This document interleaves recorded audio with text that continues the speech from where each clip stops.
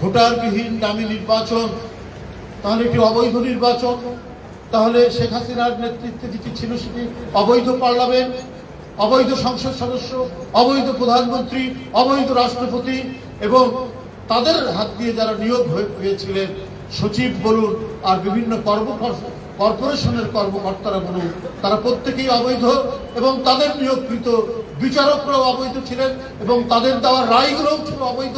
তাহলে আমরা একটা অবৈধ দুঃশাসন এবং আইনের মধ্যে আমাদের জীবনযাপন করতে হয়েছে।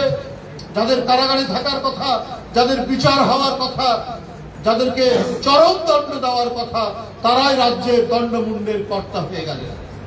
আপনারা যদি চিহ্নিত দাগি আসামি নৌকা নিয়ে গিয়ে নদী থেকে নেমে ডাকাতি করে, সেই ডাকাতরা যদি রাষ্ট্র ক্ষমতা দখল করে, তাহলে কি ধরনের পরিস্থিতি হবে?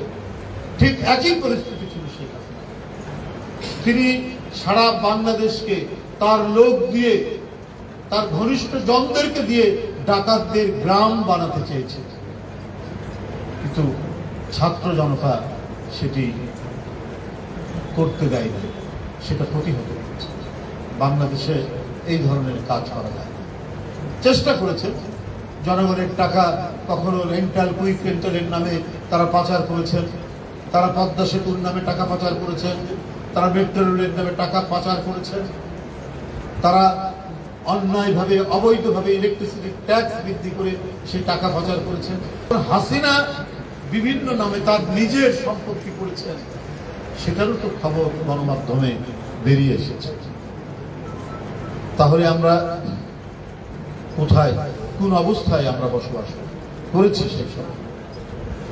এই আমল যাতে ফিরে না আসে, এত রক্তের বিনিময়ে যে দেশ, এই দেশ লুটেরারা শাসন করবে, এই দেশ দুষ্ট বদমাইশ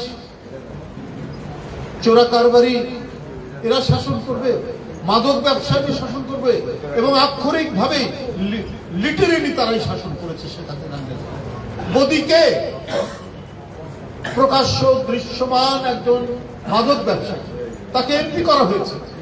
শেষবারে তাকে এমপি না করে তার স্ত্রীকে এমপি করা হয়েছে। আপনারা যারা এখানে বসে আছেন, আপনারা তো একটা সভ্য সমাজ আপনারা আমরা দেখতে চাই। আপনার সন্তান স্কুলে যাবে, কলেজে যাবে, ইউনিভার্সিটিতে যাবে,